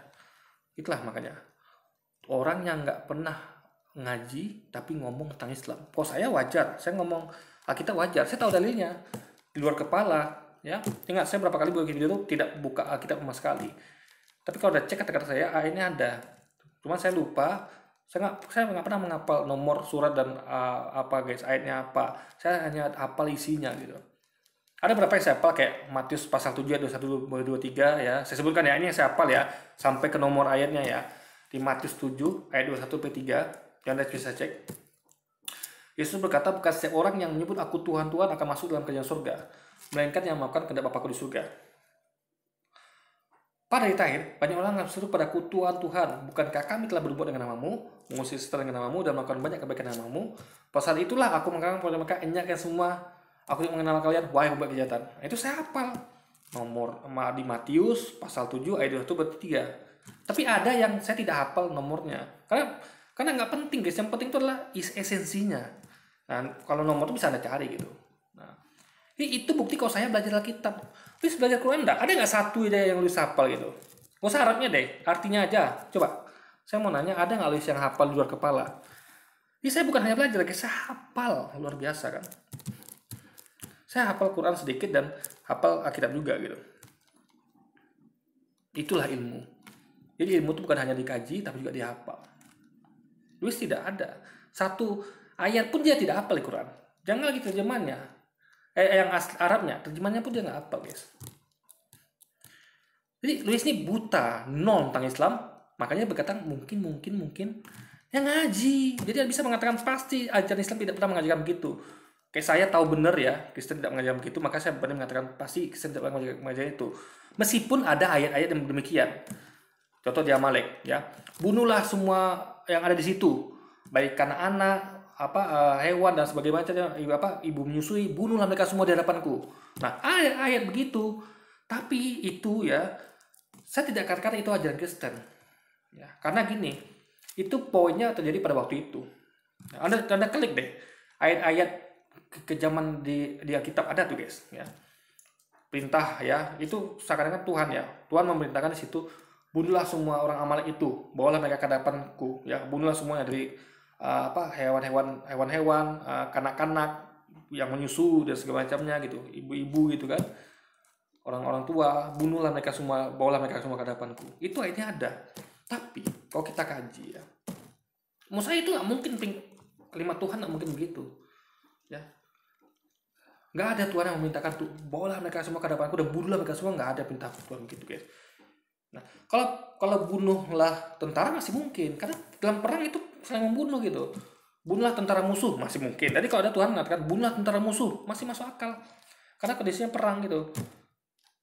Dan memang orang tahu memang harus dibunuh. Kalau tidak dia dibunuh gitu.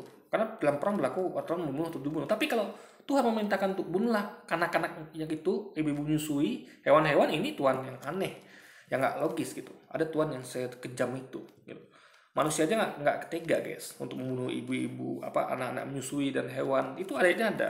Nah, makanya setelah kita kaji, kita ngerti banget kalau gini guys ya, penjelasannya adalah Alkitab ini adalah bercampur. Ya, firman Tuhan ada di situ yang disampaikan melalui Yesus. Yesus mengatakan ya, aku menyampaikan Injil kabar baik pada kalian. Jadi semua kata-kata Yesus itu dari Tuhan. Yesus menyampaikan, karena dia Yesus utusan kan, jadi dia menyampaikan apa yang Tuhan mau. Jadi semua kalimat Yesus adalah firman Tuhan. Tersepakat di sini. Tapi ada yang lain, catatan sejarah itu bukan kalimat Tuhan. Kayak Injil Matius, Injil Lukas itu campur. Isinya itu adalah kalimat Tuhan, ada yang tidak. Kalimat Tuhannya ya ketika dia mengatakan Yesus ngomong ini, itu kalimat Tuhan. Tapi kalau sejarah, Yesus disalib, atau kejadian-kejadian yang versi mereka, Matius menulis begini, Lukas begini, itu bukan kalimat Tuhan guys. Itu adalah kalimat Matius, kalimat Lukas gitu. Catatan sejarah versi mereka gitu loh. Nah, jadi kita tuh penuh dengan hal seperti itu, makanya akhiran ayat seperti itu. Jadi kita bahkan kita dengan analisa yang mendalam kita bisa sebut itu bukan, karena kita tuh campur ya. Itu berarti bukan kalimat Tuhan. Jadi kalau ada ayat yang ngomong begitu, ya, bola sini orang itu semua orang Amalek itu bunuhlah mereka di hadapanku, itu pasti bukan kalimat Tuhan, karena bukan dari ucapan Yesus, tapi tulisan manusia guys. Manusia, ini perintah manusia ini, karena manusia yang tega memerintahkan seperti itu. Tuhan nggak mungkin melakukan hal itu. Tuhan tuh Maha Kasih. Manusia ada yang makasih, ada yang punya kasih, ada yang tidak kasih guys gitu. Jadi kita kaji secara mendalam gitu, nggak bisa kita terima gitu apa adanya. Nah sedangkan mereka fatalnya di Quran memang ada ayat ya, tapi ini yang bukan bunuhlah mereka semua di hadapanku, tidak ada. Jadi tidak ada satupun ayat di Quran itu mengatakan bunuhlah mereka semua di hadapanku. Tidak pilih kasih ya, mau anak-anak, apa orang tua, hewan dibunuh semua, nggak ada. Yang ada adalah perangilah mereka dimanapun mereka berada. Jadi ayatnya adalah perangi. Perangi ini bukan berarti membunuh, ya perangi. Anda tahu ngerti perangi nggak? Perang itu ada perang fisik, ada perang ekonomi, ada perang apapun itu ya. Kayak sekarang ini kita sebut dengan perang intelijen, perang proksi sekarang ya, perang apa ya, sekarang kayak perang web, perang cuaca, itu yang di sekarang ini perang itu nggak masih membunuh gitu guys. Kalau arti perang, nah itu konteks pada waktu itu. Jadi kalau perintah perang masih mungkin. Jadi kalau Tuhan memintakan perangilah mereka itu masih wajar, masuk akal. Ya, misalnya ada orang yang zalim diperangi itu masih wajar. Tapi kalau membunuh anak kecil, hewan itu jelas itu bukan kalimat Tuhan. Nah, sementara yang perangilah mereka di mana berada, mereka masih tega mengatakan itu teroris itu. Luar biasa. Jadi kalau itu aja teroris ya, perintah perang gitu. Bagaimana dengan perintah bunuhlah anak-anak hewan-hewan ibu menyusui itu bagaimana itu? Coba. Itu logika berpikir seperti itu, guys. Jadi kita bisa bedakan ya. Saya belajar gitu, maka saya tahu. Louis ini tidak. Jadi beda saya dengan Louis, beda saya dan mualaf dengan Louis adalah kami belajar ilmu bandingan agama. Kami tahu betul isi Alkitab. Louis jangan isi Alkitab, mungkin dia tahu ayatnya, tapi dia nggak tahu mengartikannya gitu. Kayak arti kata mengenapi, dia nggak tahu dia arti kata mengenapi. Mengenapi diartikannya sebagai menghilangkan. Jadi aturan tidak berlaku lagi, yang berlaku ada perjanjian baru. Padahal mengenapi adalah menambah sehingga lengkap. Sehingga kalau ada perjanjian baru itu tidak boleh menghilangkan perjanjian lama, tapi mengenapi alias melengkapi hukum-hukum yang ada di perjanjian lama. Makanya Yesus mengatakan kan, janganlah berzina. Nah, yang dimaksud adalah zina fisik. Ditambahkan dengan dia, digenapi dengan ditambahkan, diluaskan lagi cakupannya. Ditambah hukum zina dengan bila menginginkan seorang wanita, bila melihat wanita dan menginginkannya, berarti kamu berzina. Jadi diluaskan cakupannya, digenapi, dilengkapi dengan bukan hanya zina fisik, tapi juga zina mata, guys. Zina hati, itu loh. Itu pengenapan dari Yesus. Jadi pengenapannya bukan di kayu salib, tapi ajarannya digenapi. Hukum Taurat itu ditambah sehingga genap. Yang zina cuma awalnya zina fisik, dilengkapi, digenapi dengan menjadi tambahan dengan zina hati dan zina mata, guys. Tapi kalau dalam Kristen sendiri nggak boleh. Apalagi dia katanya seorang pendeta yang nggak boleh ngancam orang lain sampai membunuh orang itu. Tapi ternyata apa yang dikatakan itu nggak benar ya. Itu dilebih-lebihkan. Enggak kok. Tahu dari mana dilebih-lebihkan gitu? Yang mengalami Mbak tadi, yang ngalami ya. Ini guys ya, kita yang tidak mengalami kita nggak bisa kita. Apalagi sampai menjudge itu ajaran agamanya mungkin gitu, kita nggak bisa gitu guys. Kayak saya kemarin ngebahas tentang Tupiti atau para murtadin lain, itu saya tidak pernah kayak gitu. Oh agama ngajar gitu enggak guys, gitu. Ya kan? Jadi intinya adalah bohongnya. Saya tidak pernah mengatakan dia bohong atau apa itu. Saya mengatakan orang sesat, salah jalan gitu. Nilai dari apa yang statementnya atau pengakuannya. Tapi kita mengatakan dia bohong gitu, enggak. Kalau dia berani mengatakan ini bohong, padahal dia nggak punya bukti gitu. Nah ini disebut dengan fitnah. Kalau Anda ngomong tidak pakai bukti itu namanya fitnah. Saya nggak pernah masuk ke situ. Ya, makanya masih penting pakai kata mungkin. Tapi selagi mungkinnya jangan sampai yang fatalnya kalau Anda tidak belajar. Kalau ini masih mungkin. Kalau kita ngomong tambah ini kita masih mungkin. Ngomong mungkin itu masih wajar. Tapi ngomong tentang kitab suci yang kita tuh itu salah satu nggak belajar Quran. Jadi kata-kata mungkin dia tuh bukti kalau dia memang nggak tahu guys. Kalau kita mengatakan pasti, kita tidak mengajarkan itu adalah perintah manusia, bukan perintah Tuhan. Karena kita belajar, makanya kita bisa mengatakan pasti. Ya untuk hal-hal tertentu kita katakan pasti, untuk hal kayak gini ya memang mungkin. Tapi Louis tidak. Gitu. Jadi memang itulah bedanya kita dengan mualaf dan mualaf dengan orang-orang kayak Louis. Yang mereka tidak belajar, kita belajar guys. Sebenarnya itu bahasa kasarnya aja katanya gitu. Akhirnya ibu saya pasrah, nggak tahu apa yang harus dilakukan. Dia berdoa, dia cuma meminta kalau memang ternyata saya dalam kondisi bersama yang tidak bisa muslim kembali, bawa anak-anak saya ke dalam muslim, maka dicabut nyawa papa saya. Maksudnya umurnya udah cepet pendek gitu. Itu didoakan. Dan ternyata doa mama nembus ke langit, karena benar-benar mungkin ya doa seorang muslim yang ingin benar-benar terselamatkan kembali gitu, akhirnya papa saya meninggal. Nah, inilah proses perjuangannya. Jadi benar ya, dikatakan bahwa mereka mendoakan supaya papanya mati, supaya bisa masuk ke dalam agama sebelumnya. Dan ini sangat miris ya. Kalau kita sebagai orang percaya cukup doakan supaya dia mengerti kebenaran. Gini guys ya, kalian ngerti nggak? Ada hal-hal yang kita tuh dalam kondisi yang betul-betul ini ya, ada orang tuh yang, anda tahu nggak, manusia tuh ada banyak level guys. Ada yang betul-betul nggak bisa lagi dibilangin. Ya, itu luar biasa.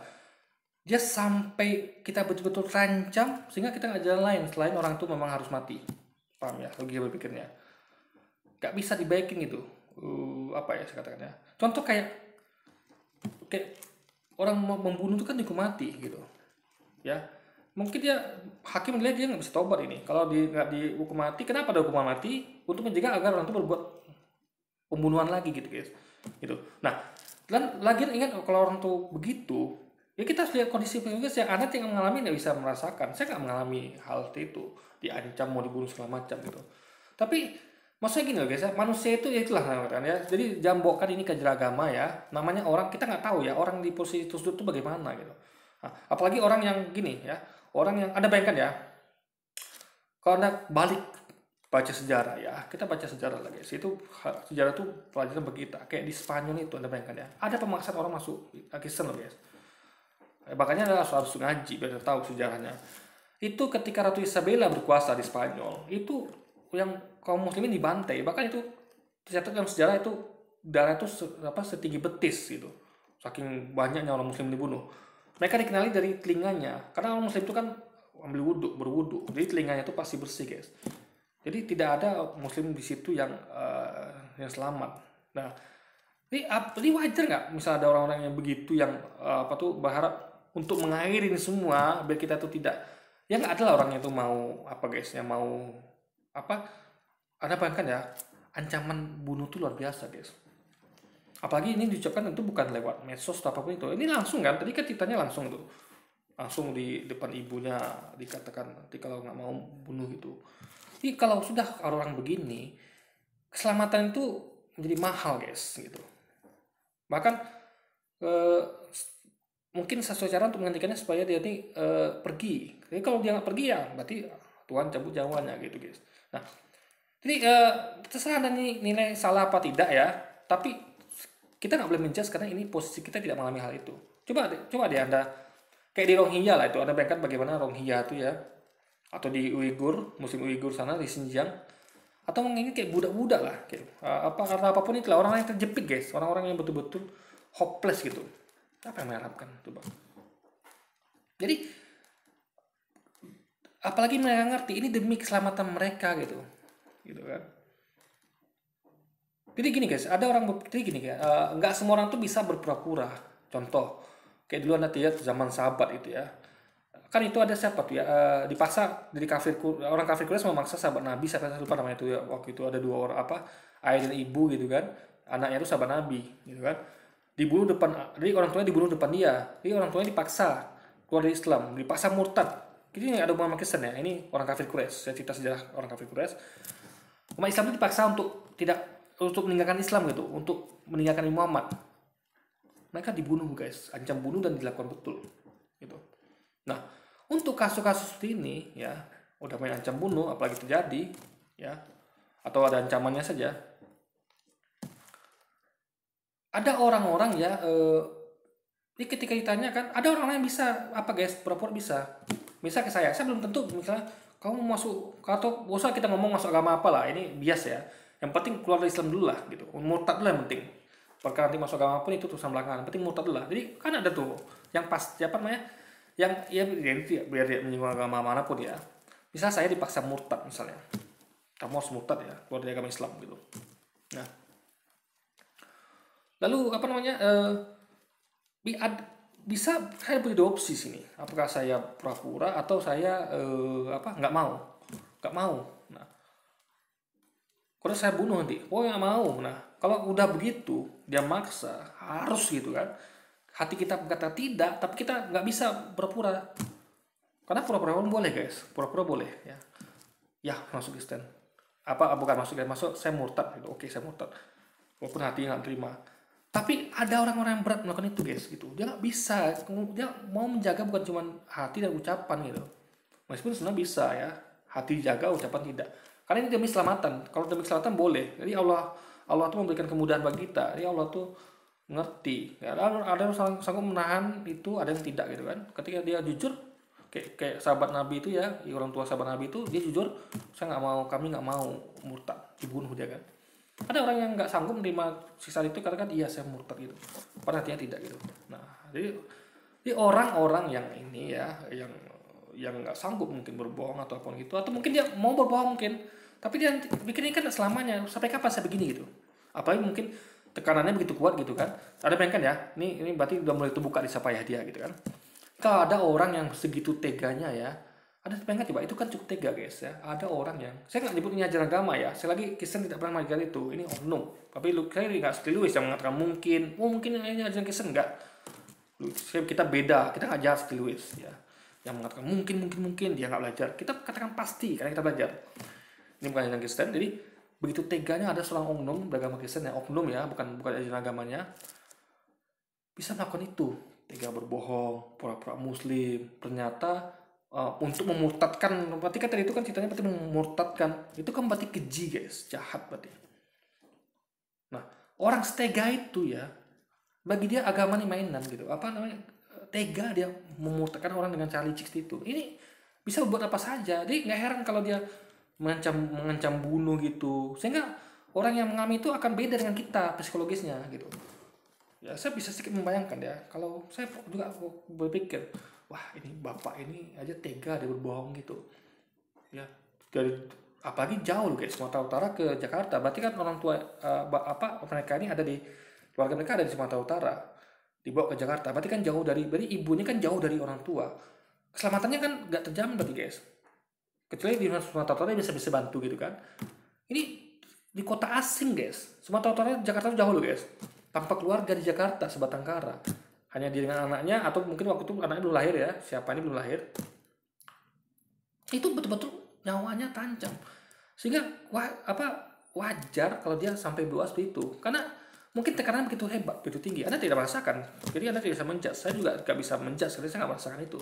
Orang posisi jepit, kita bayangkan posisi ya, ibu ini berarti dia terancam betul guys, karena dia jauh dari keluarga. Ini orang ini betul jahat berarti.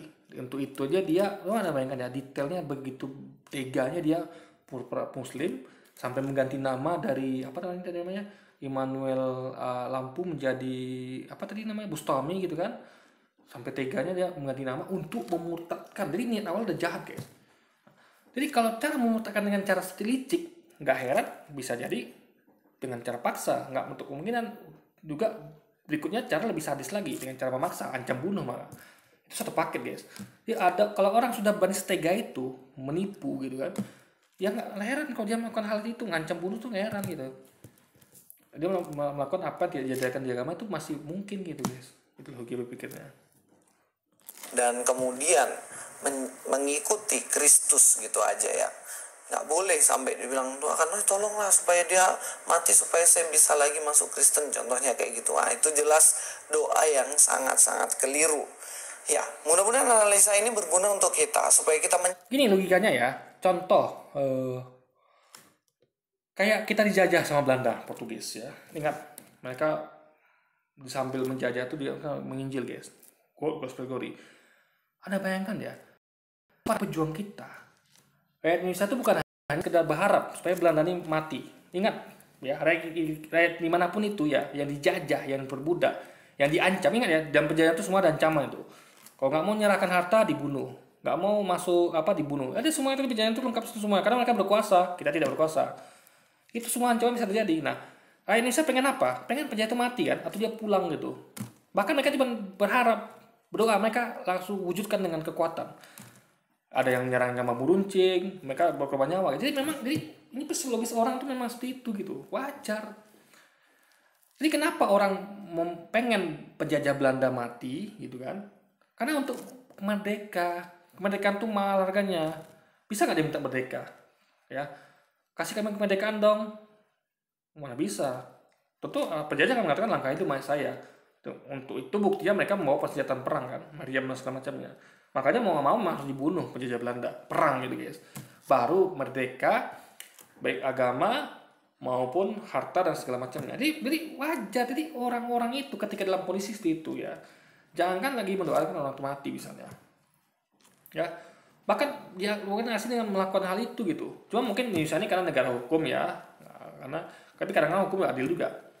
Tapi intinya adalah itu jadi psikologisnya beda sama orang-orang yang tidak mengalami itu. Makanya kita hanya perlu menyelami apa psikologi seorang itu. Karena kita nggak di situ. Tapi Luis kan tidak, dia tidak mengerti psikologi seorang itu dan menyamakan ke kondisi normal gitu guys. Makanya kita nggak bisa menjudge sesuatu kalau kita tidak mengalaminya gitu kan. Menyaring setiap informasi, nggak kita telan mentah-mentah. Kadang-kadang seseorang yang mengaku bahwa dirinya cerdas belum tentu cerdas, karena orang cerdas sesungguhnya nggak perlu ngaku bahwa Nah, jadi gini guys ya, ngaji cerdas itu bukan berarti dia mengaku dia cerdas. Jadi gini, kalian tahu nggak? Jadi Luis harus ngerti ya, apa itu ngaji cerdas?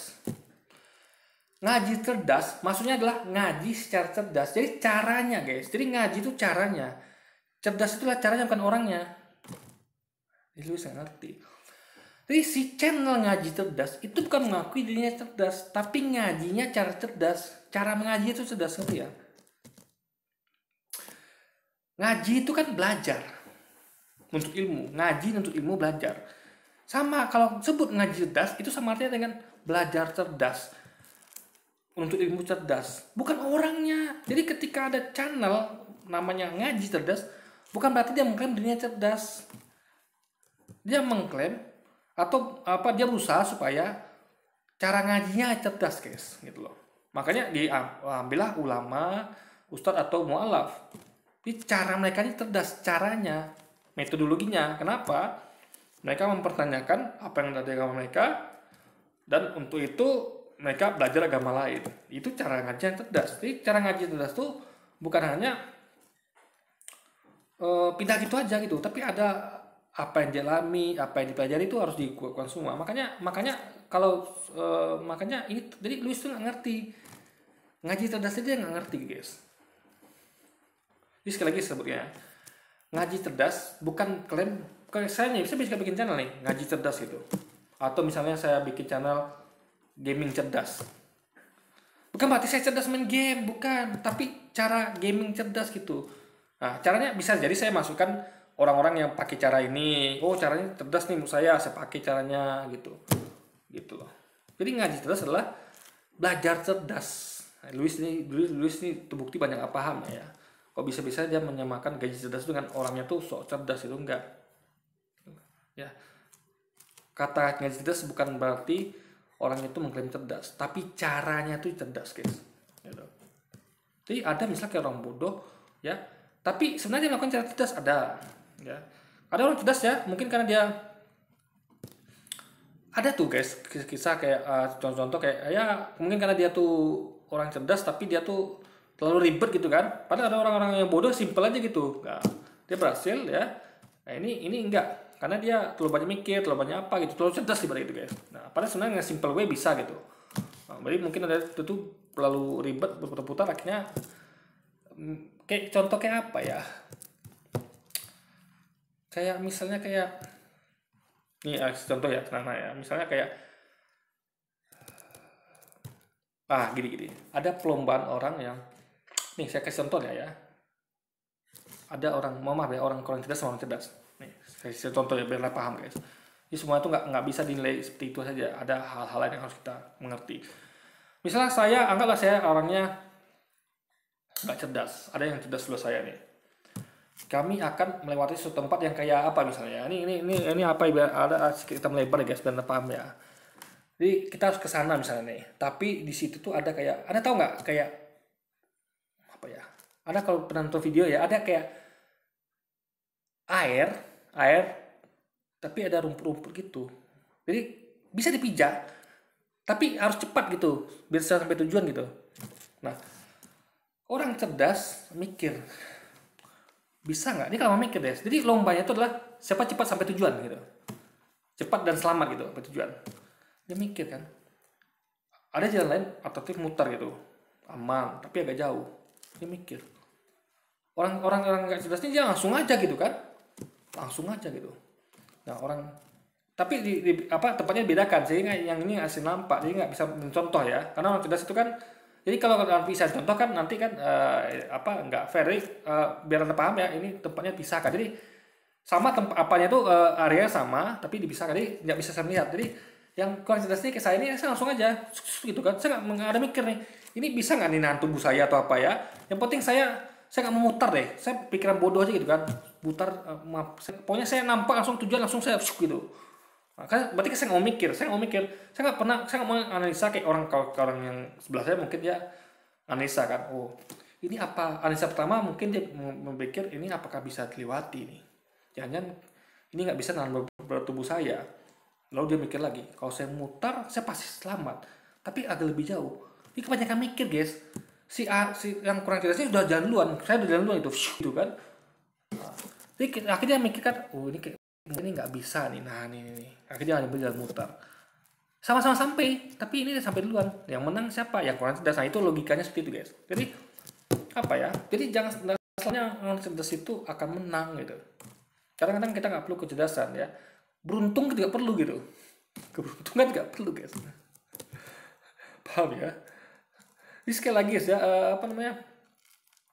tapi cerdas tuh jangan kira cerdas nggak penting ya, penting. Tapi ada saat tertentu laki itu lebih pengaruh guys gitu.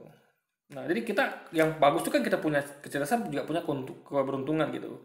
Nah jadi kita perlu dua-duanya guys gitu loh. Juga kita tuh cuma mengandalkan keberuntungan gitu tapi nggak cerdas, tapi kita harus punya dua-duanya ya, cerdas dan beruntung guys, itu berkonten. Oke, jadi mungkin sekian dulu video kita kali ini guys, sampai jumpa lagi di video-video selanjutnya. Wassalamualaikum warahmatullahi wabarakatuh guys.